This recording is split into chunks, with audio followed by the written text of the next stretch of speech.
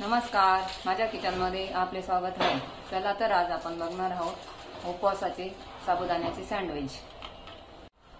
त्यासाठी लागणारे साहित्य, इथे मी 1 वाटी साबुदाणा घेतलेला आहे, तो भाजून घ्यायचा आहे आपल्याला। 3 उकडलेले बटाटे घेतलेले, कोथिंबीर, हिरवी मिरची आणि थोडेसे मी शेंगदाणे घेतलेले। शेंगदाणे आणि मिरची आपल्याला मिक्सरमध्ये बारीक करून घ्यायची। आता इथे मी एक कढई घेतलेली आहे, त्यामध्ये आता आपण हा साबुदाणा भाजून घ्यायचा आहे।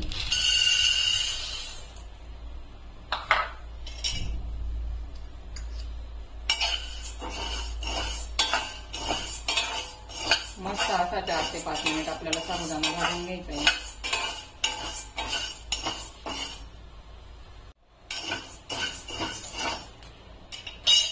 इथे आपण थोडासा पाण्याचा चिपका मारून घेऊ साबुदाण्याला, म्हणजे साबुदाणा छान असा फुलतो।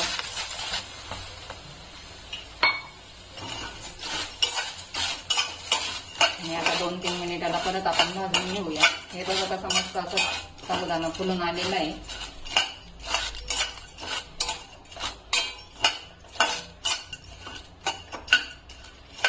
मिक्सर मध्ये मस्त असं याचं बारीक पीठ होतं।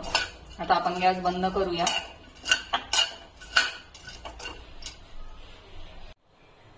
इथे आता मी 1 वाटी घेतलेली आहे, त्यामध्ये आता आपण हा साबुदाणा काढून घेऊया आणि आपल्याला तो 4 ते 5 मिनिट थंड होऊन द्यायचा आहे। इथे मी मिक्सरचं भांडं घेतलेले, त्यामध्ये ह्या 4 ते 5 मिरच्या मी बारीक अशा तुकडे करून घेतलेले आहे।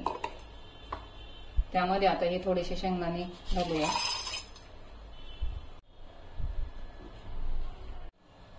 इथे आता मिक्सर मध्ये असं बारीक करून घेतलेले आपण शेंगदाणे आणि मिरची। आता आपण सँडविच सोबत चटणी बनवणार आहोत, त्यासाठी लागणारे साहित्य, इथे मी 1 वाटी शेंगदाणे घेतलेले, जिरे घेतलेले, चवीनुसार मीठ, कोथिंबीर, कढीपत्ता आणि 4-5 हिरवी मिरची। इथे मी शेंगदाण्याची चटणी बनवणार आहोत।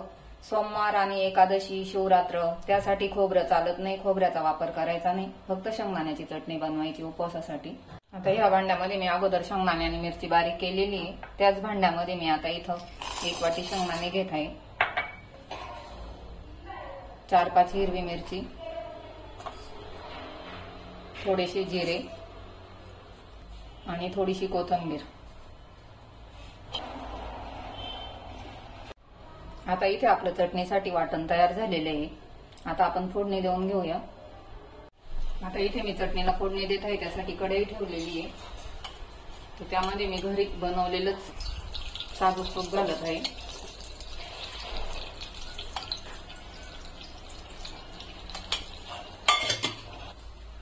इथे आपण जिरे घालूया फोडणीला, तूप टाकलेले मस्त, कढीपत्ता, गॅस कमी करू थोडा। इथे मी थोडंसं दही घेतलेलं आहे,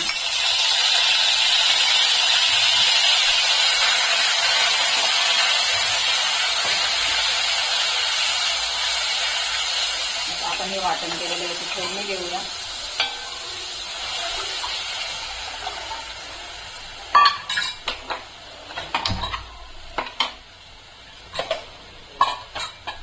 मी इथं फोडणी देत नाही, तुम्हाला तडका द्यायचा तर नुसता तडका दिला तरी चालेल।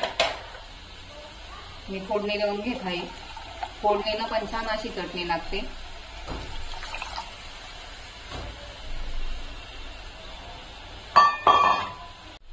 चवीनुसार मीठ,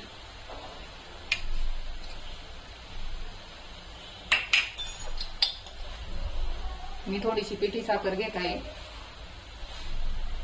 गोड आंबट थोडीशी चटणी, दही घातलेले त्याच्यामुळे थोडी पिठी साखर घेतली।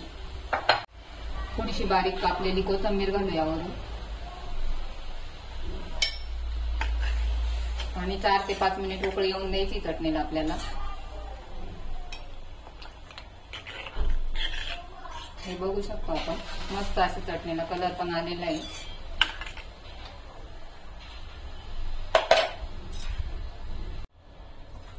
आता इथे आपण थंड झालेला साबुदाणा एका मिक्सरच्या भांड्यात बारीक वाटून घ्यायचा आपल्याला।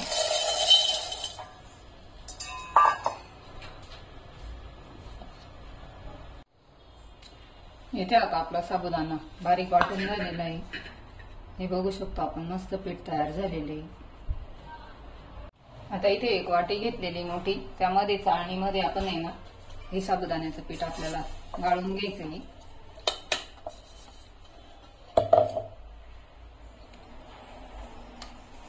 गाळून घेतलं म्हणजे कसं थोडासा ठोस असं जाड राहिलेला साबुदाणावरती चाळणीमध्ये राहतो. हे बघू शकतो आपण. इथं आपलं पीठ मस्त तयार झालेलं आहे. आता आपण यामध्येच बटाटा किसून घेऊया.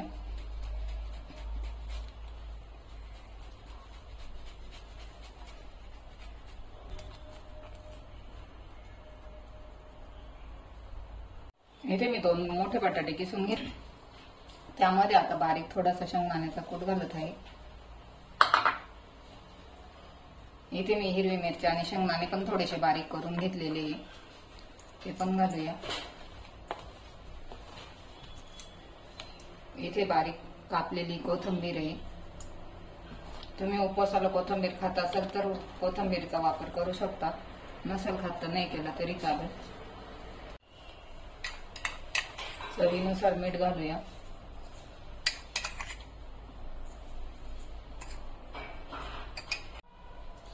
आता इथे मस्त आपल्याला हे मिक्स करून घ्यायचे बटाटा आणि साबुदाण्याचं पीठ.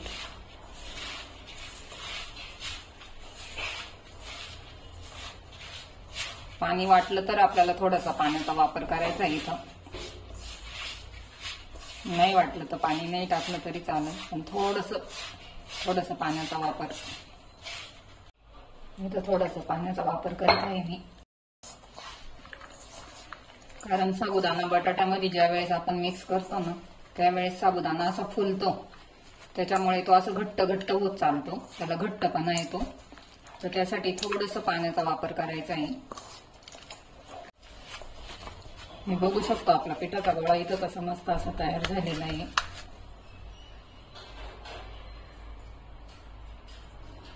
आता याला आपण 5 मिनिट झाकून ठेवूया.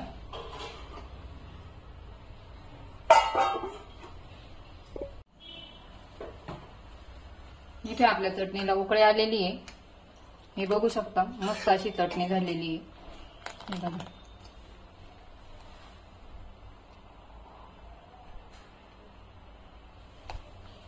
आता आपण गॅस बंद करूया. 5 मिनिटं आपण उकळी देऊन घेतलेली आहे चटणीला. आता आपण इथे एका वाटीमध्ये चटणी काढून घेऊया. मस्त अशी चटणी झालेली आहे आपली. आता इथे एक पोळपट घेतलेला आहे, त्या पोळपटाला मी तूप लावून घेतलेलं आहे. आता असा एक पिठाचा गोळा करून घेतलेला आहे. त्यावरती आता आपल्याला असं थापून घ्यायचंय.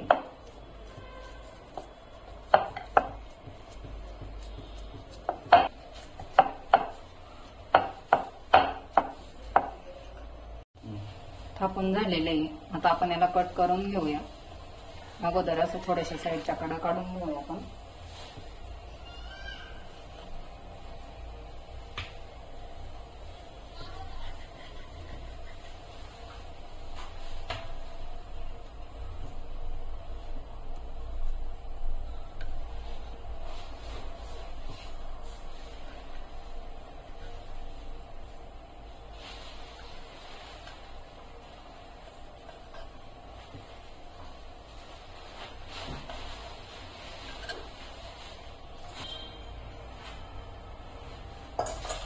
आता इथे आपले कट करून झालेले, आपल्याला पाहिजे त्या शेप मध्ये आपण कट करू शकतो.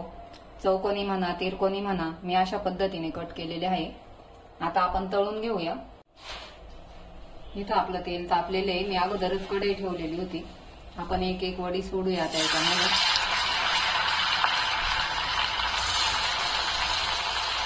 जेवढं पाहिजे तेवढंच सोडायचं आपल्याला, जास्त नाही सोडायचं.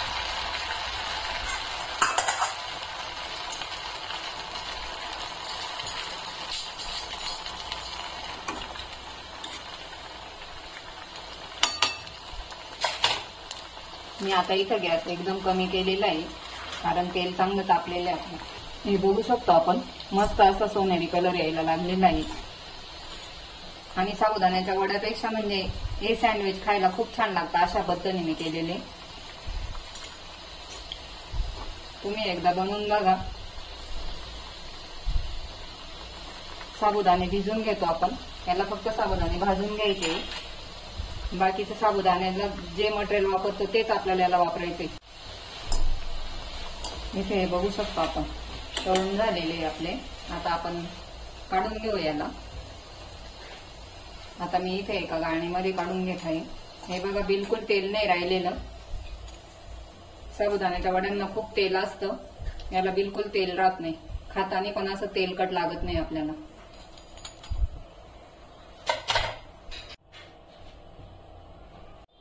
अशा प्रकारे आपल्याला सर्व वडे तळून घ्यायचे इथं. आणि कमी गॅसवरतीच तळायचे आपल्याला, जास्त फुल गॅस नाही करायचा. आणि थोडे थोडेच सोडायचं, कारण साबुदाणा बटाटा ते एकमेकाला चिटकतं, त्याच्यासाठी थोडे थोडे सोडायचे आपल्याला.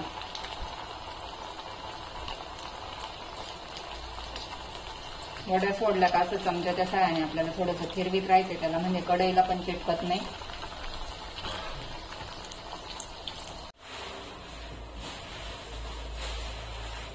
अशा पद्धतीने आपले सगळे वडे तळून झालेले आहे. सँडविच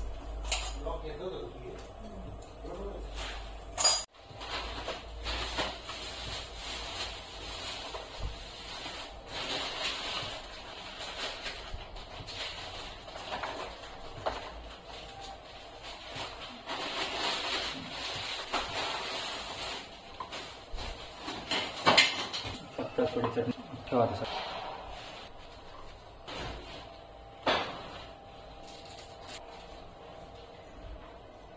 चला तर बघूया. इथं आपली उपवासाची डिश तयार झालेली आहे. इथे मी शेंगदाण्याची चटणी घेतलेली आहे, खजूर घेतलेली आहे आणि सँडविच बनवलेली मी साबुदाणा बटाट्याची आणि राजगिरा लाडू घेतलेला आहे. तर आता हे साबुदाणा बटाटा आणि सँडविच बनवलेले ना, हे कुठल्याही उपवासाला चालतं. याच्यात मी भगरीचा वापर केलेला नाही. कशी वाटली तुम्हाला माझी रेसिपी? आवडल्यास व्हिडिओला लाईक करा, चॅनलला सबस्क्राईब करा. धन्यवाद.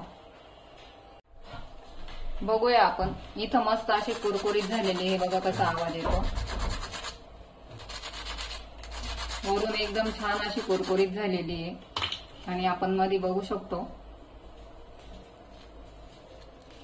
हे बघा एकदम अशी मस्त झालेली मध्ये. नक्की एकदा ट्राय करा.